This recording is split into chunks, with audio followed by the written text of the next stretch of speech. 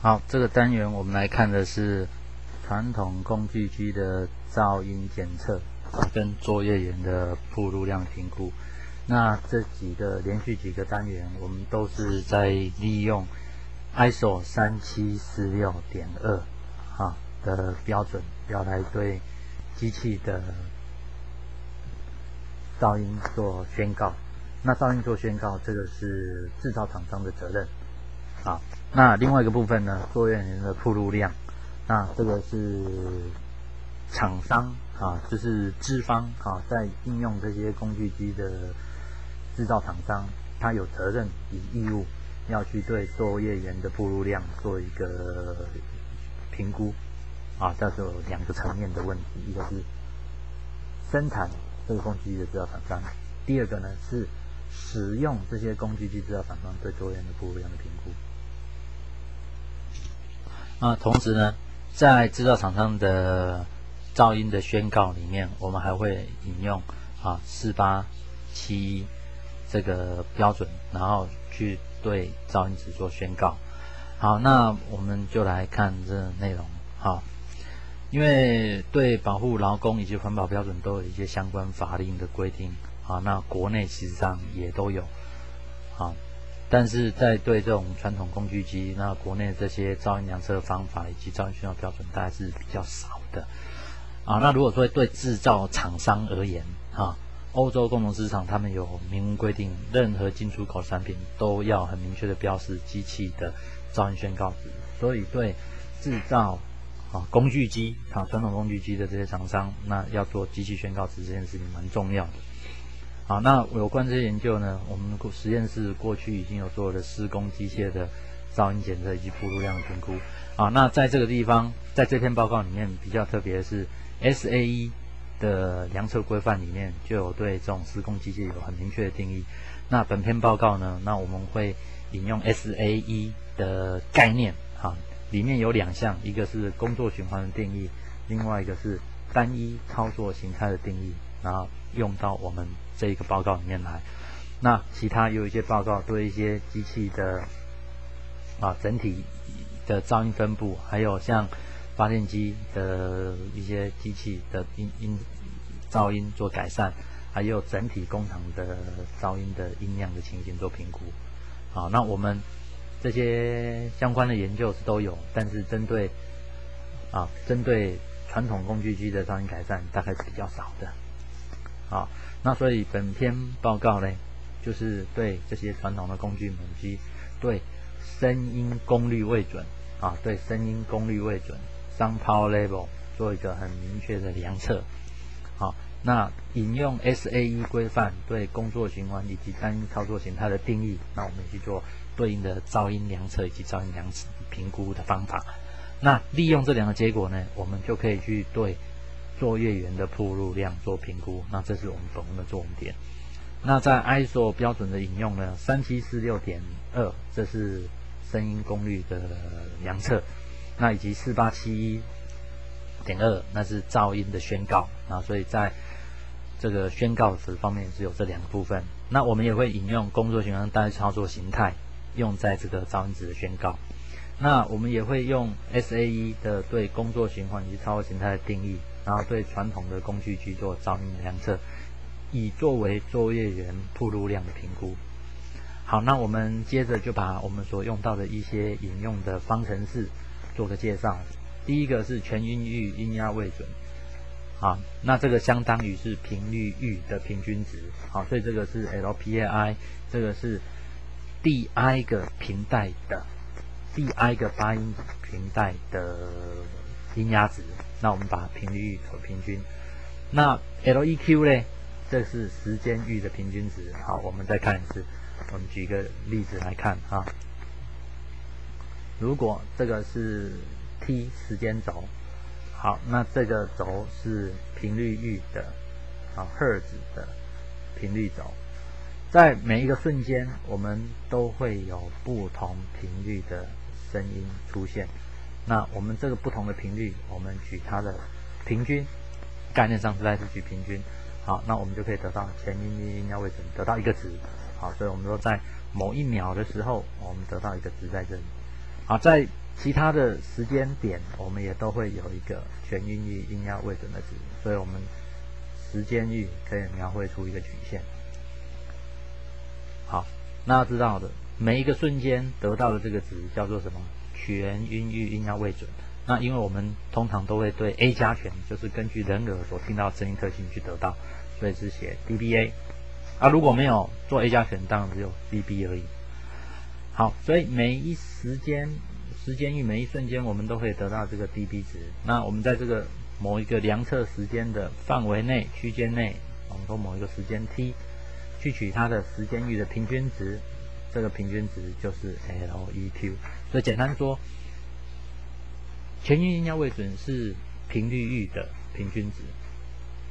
均衡音量音压位准 LEQ 是一个时间域的平均值。好，这是我们很重要的两个概念。好，那接着5分贝 LEQ 5，这是5分贝的 A 加权均衡音量音压位准。那这是根据机器的铺路量，这个定义是根据 SAE 的规范来的。那它跟均衡音量音压位准有稍许不同，大家注意一下这两个不同。这是 16.6， 这是2的 0.2 次方。在这个地方是10，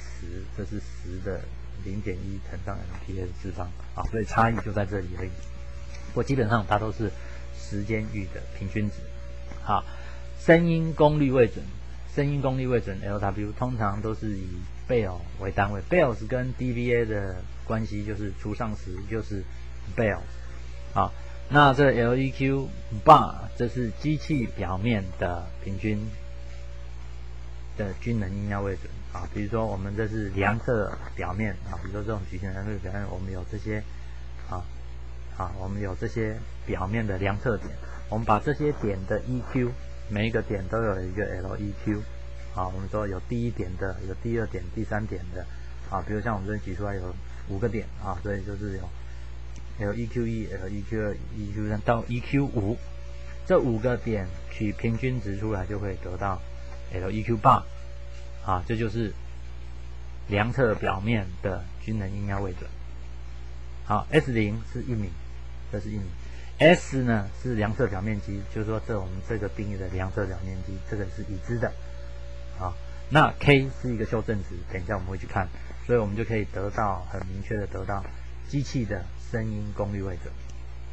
好 ，K 这个修正值有2个，一个是 K1A， 一个是 K2A。K1A 这个基本上是背景噪音跟机器噪音的差异。依照规范Delta LA 至少要大于3 dB 以上。如果小于3 dB 机器的噪音比背景噪音没有大于3 dB 那这个量测是不可靠的，所以完全不能用。如果在10 dB 跟3 dB 之间的话，那就要带到这个方程式去做修正 ，K1 得到 K1A。如果是大于10 dB 的话，那 K1A 基本上就等于0了，就不用去修正。所以我们一般要求希望都能在10 dB 以上这是比较理想状况。一方面计算单纯，不用去做这修正一方面呢，这个量测也是比较明确的。好，那 K2A 在这个标准里面就很重要了。K2A 这是3746里面的规定K2A 至少要要小于7 dB， 要小于7 dB。好，那现在就说这个7 dB 怎么来？我们现在就来看这个7 dB 怎么来。第一个 A 这是一个基准值这个阿尔法呢，我们在其他的这些规范里面看过了，这阿尔法通常是 0.15， 一般状况如果没有吸音的材质的话，在这个量测室内空间大概都是 0.15。 SV 是室内的表面积比如说我们这部量部的机器在这里，它放在某一个大的空间里面的话，那这空间的什么表面积，包括地板、天花板、墙面的这些表面积就是 SV 所以这个 A 就可以很明确的得到，所以 A 得到，然后机器的量测表面知道当然我们可以计算出 K2A。 好，那我们看的这个传统工具有这几个：车床、铣床、抱床跟磨床因为它们这4个都没有遮蔽物，也就是说它都是只有单面就是只有地板式反射面而已。好，那另外在钻床跟砂轮机，因为它们是靠边站所以靠边站就是说，除了地板反射面之外，它们所靠的某一个墙面，因为是靠的墙面，所以它多了一个遮蔽面所以他们在计算它们表面积的时候，以及因缘定义，根据3746.2是有不一样的定义。好，那我们来看这一个，这是量测表面积像 L1 是它的宽度， L2 是这边的宽度， L1、L2、L3 是它的高度，所以这是机器表面。然后我们往外延伸 D， 我们在这个 D 是起1米所以就得到这个量测表面。其实这个所显示的就是量测表面。好，那根据 ISO 的精神定义，所以它这个地方总共定义了1、2、3、4，5、6在背后，7、8在这里，然后顶面也有，所以总共有12个量测点。好，那顶面的点事实上在我们这个实验量测里面呢，9、10、11、12，因为在顶面基于安全理由，我们并没有去量测，那这个在规范里面是允许的。那其他也有这种8个点的是1、2、3、4、5、6然后这边是1、2、3、4我们大概在这个机器里面总共是几种状况。那接着我们看的是工具母机这一部机器不管可能是车床，可能是铣床，它本身就有一个噪音暴露量。那我们来看这噪音暴露量怎么来。这个 W 这是 working cycle， 这是工作循环。好，那在这个里面，这个就是5分贝的 LEQ， 工作循环的 LEQ。好，那这个呢是 A 形态的单一操作形态 ，A 的单一操作形态，这是 B 的单一操作形态的 dB。这等一下我们会看到量测结果。好，然后再来呢，这是工作循环的百分比，这是 A 的单一操作形态的工作百分比 ，B 的单一操作形态的工作百分比。好，我们带到这个方程式里面，我们就可以去推算这部机器的 LEQ5。好，那这 LEQ5就可以来作为噪音暴露量评估，这是这一部工作母机的噪音暴露量。好，那一个作业员呢，他可能会操作 A 机器，可能会操作 A2 的机器。那甚至有其他的因缘S1 的因缘 S2 的因缘状态下，好，那我们会看它的时间比A1 它的所占的时间比 A2 所占的时间比那我们会去做评估它这个作业员一天所占的暴露量。按照我们国内标准呢，这个 dBA 要小于90 dB。然后量测不准确性呢 sigma R， 这个是在做噪音暴露量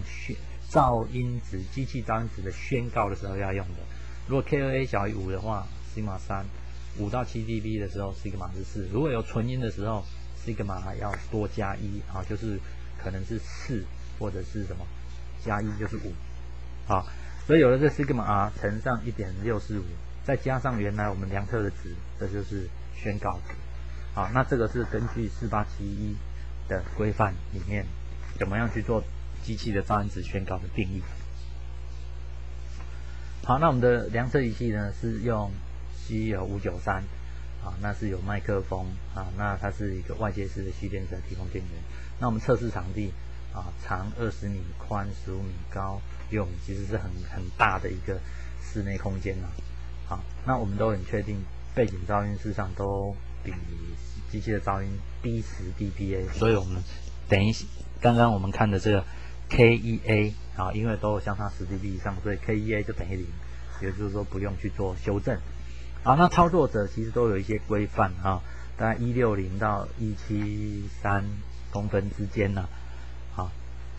后工具母机我们有看到6种，车、铣、刨、磨、钻，还有一个砂轮机，总共有6种。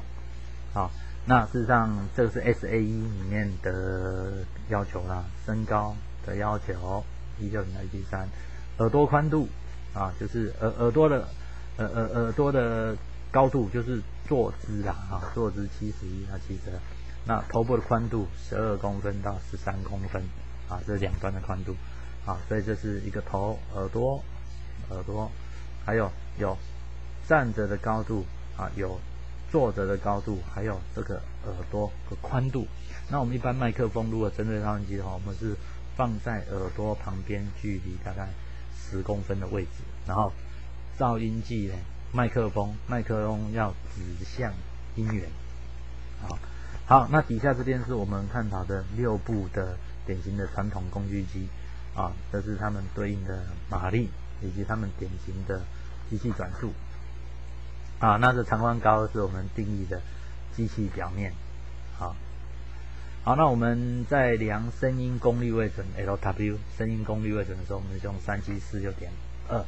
来做量测的，所以暖机5分钟以后才开始做量测。我们设定2/3的最高转速来做量测。好，那直接量测试一点，在我们前面已经提到过了，大概总共有3种有爆床洗床1种车模1种，转跟砂轮机它是靠边的，有一个反射面也被遮蔽的那我们都是用 A 加权取1/3 octave那用 fast 的时间长度做量测。那每一个量测点都量5次去取平均。那每一部机器都有一个量测表面每一个量测表面上面这些点，我们一个点都是量了5次。那基于安全因素就顶面的部分我们就没有去量。所以车床这个是量测的麦克风的位置我们像砂轮机转床只有量到4个点，洗床是最多总共有12个点。那就是根据这些量测就出来有机器表面的定义，虚线是机器表面，然后实线是我们量测表面。那根据 ISO 3716.2，我们就会定义出这些量测点。好，那接着就是工作母机，我们首先定义就是工作循环。这个工作循环呢，这是根据 SAE 里面的定义做出来的。那工作循环，我们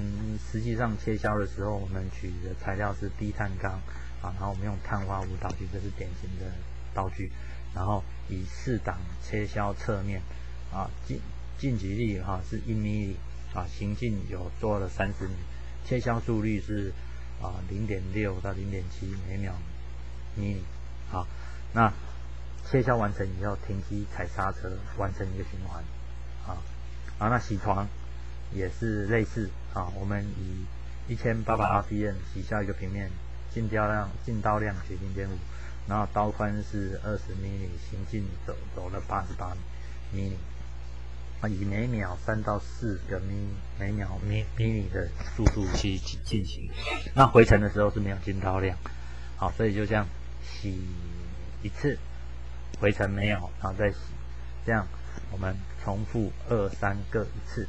就1次完成一个循环，然后停机。爆床的时候就是以3档去爆一个平面，进刀量是 0.5， 行进120 mm， 然后爆的次是每次是大概2到3秒，所以爆1次2到3秒，所以我们连续爆几次完成一个循环。磨床就是来回磨一个平面，磨削量单层行进是88米，进举力也是有定义所以大家可以感觉一下，这工作循环是什么？就是这一部工作母机，不管是车洗、爆磨这些都是它最典型在做它实际的工作的时候的一个工作循环。钻床也是一样，钻一个孔，直径是多少？我们 RPM 钻，因为它钻的孔一定会不同，所以我们要很明确定义说我们是根据什么样的条件下的工作循环。那砂轮机也是一样，我们好像在模拟车刀一样在磨车刀，你每间隔1秒磨一次转速是3450 RPM 的时候，重复10次，那完成一个循环所以这些工作循环个别定义好了以后我们量测的步骤都是一样的就是麦克风是置在操作者耳朵的右侧在高度是160左右了那右侧在是离耳朵大概刚才谈到是10公分了然后面向我们要量测的这个工具仪机那我们就去设定噪音计量 A 加权1/3 octave。那我们根据的定义就可以量测每一个工作循环的5分贝的 LEQ 这就是 LEQ 然后我们每一个工具机我们都量3次，然后再去取平均好，所以这个工作循环呢，这是很典型的工作循环，要记得啊，我们这个工作循环是一个很典型的内部机器的实际切削型。那单一操作形态就是说，比如说车床它有高怠速，它可能都没有做加工，但是它是在高怠速状态。那另外一种可能就是什么刹车啊，那起床就这些都是高怠速啊。像磨床它有一个pump啊，所以一个pump只有在pump在运转的时候，我们也去了解一下。而其他的几种方案都是只有高怠速啊，所以在这个传统工具母机的时候，单一操作形态是比较单纯的。像 Machine Center 啦，它可能就会有什么冷却系统打开啊，那这时候它因为它有一个 UID， 所以就另外要去定义这个单一操作形态。所以这些单一操作形态也好，工作循环也好，这些都是要根据实际的机器它的运转情形来做定义的。好，声音功率位准的量测，好，我们依据前面的量测啊，就可以对5部机器它的工作循环状态下的声音位准。啊，车床在这边看起来是砂轮机其实是蛮高的，是到8.5，车床是次高，那是8.02。啊，磨床是很低啊，大概只有6.5倍哦。好，那依据工作循环所量测到的5分贝的 LEQ5 嘞，啊，那看起来都不高，只有砂轮机是比较高，因为它可能是站得比较近的原因啊。啊，其他都是在60几 dBA， 其实算不高。啊，因为我们每一个点都有测3次，量测时间当然是不一定啊。这是单一操作形态，就是高怠速的时候，啊，那我们量测不同的时间，那它的值都不高，都是60几 dB， 只有砂轮机的单一操作形态是比较高一点。好，那接着我们来做一点铺路量的计算的实例啊，比如说车床做2小时，起床2小时。好，磨床转堂各1小时，铺了其他音源2小时。好，那我们举个例子，就是说车床作业的时候哈，工作循环，因为它工作循环可能做比较多啊，可能占40%啊，高怠速可能有40%啊，那单一操作形态刹车的时候占20%啊。好，那注意一点，就是说这个40%、40、20，这是我们假设的，事实上我们可以依照什么实际的比例啊，你可以去做一些调整。好，那当然我们这边假设是工作循环40%，高怠速40、20。好，那因为我们工作循环都有它的 dB 值，单一操作形态高怠速也有 dB 值，刹车也有 dB 值，那我们就可以推算车床作业的车床的机器铺路量。好，所以我们以车床的机器铺路量来讲，这是40嘛，那在车床的工作循环的时候是66.4，啊，高怠速的时候是73，刹车的时候是67，好，那它分别占了这个百分比。好，那其他铣床磨床也是一样，我们这些是量测出来的，这个百分比是我们假设的，啊，所以我们就可以得到车床的啊，把这66.3还有它所占的百分比啊，73.13所占的百分比，还有67.22所占的百分比带到这方程式里面，我们就得到车床的铺路量啊。同样道理，我们可以得到铣床的铺路量、钻床的铺路量啊。好，那有了这几个以后，车床的铺路量在这里，这是磨床的铺路，这是铣床的铺路量66。啊，磨床的57.6，还有这边69.36，这是钻床的。然后另外的一个其他音源是70 dB， 啊，这8小时占2小时，8小时占2小时，8小时1小时，8小时占1小时，8小时2小时，这带到方程式去，我们得到是68.7，啊，但这事实上是很低，所以我们的国内的安全标准是90 dB， 其实差很多啦，啊，那因为我们这些传统机台它的铺路量其实都很低，啊，好，那对一个这些工作母机的制造厂商来讲，啊，因为我们所量测的 K2A 来讲都没有超过5 dB， 所以它的 Sigma R 就是不准确的修正度乘上 1.65， 所以乘出来是 4.9， 所以大概我们要加上5 dB 左右，所以我们就可以去定义出它的宣告值。所以在 idling 的时候，我们可以得到 sound power level， 也可以得到是它的 sound pressure level， 声音压力位准跟声功率位准分别是这样子。啊，所以这是制造厂商他必须在他们的机器上面贴上这些标签啊，针对车床去对做标签，生态系统去做标签。所以我们这个地方也提供了这个量测的方法以及宣告的方法啊。所以我们在这篇报告里面其实做的蛮多事情的哈。我们针对了6部的工作母鸡去做量测哈。我们对工作母鸡去做量测。那我们总共看的项目有哪些呢？声音功率位准量测，这是根据3746.2去做量测声音功率位准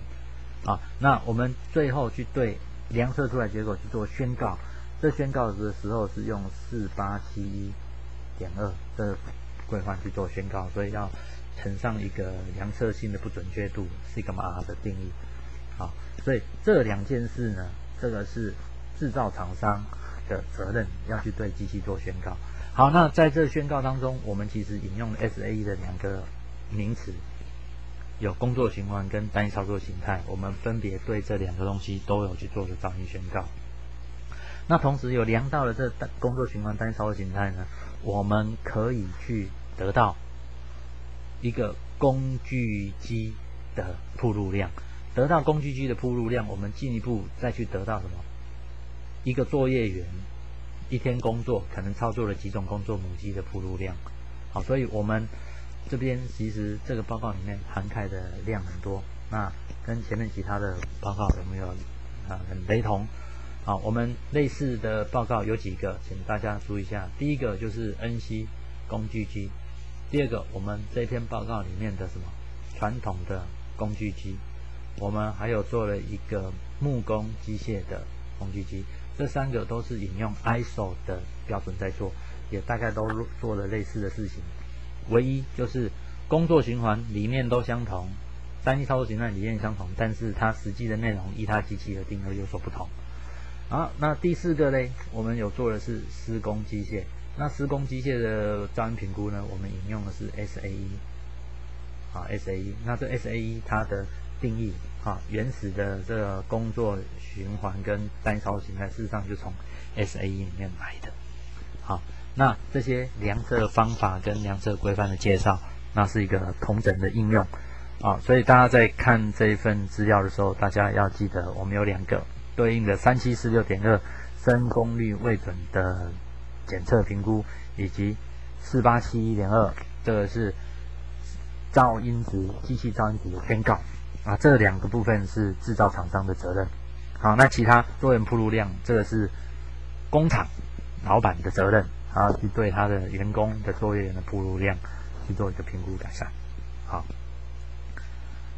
好，那这就介绍到这个报告就介绍到这边。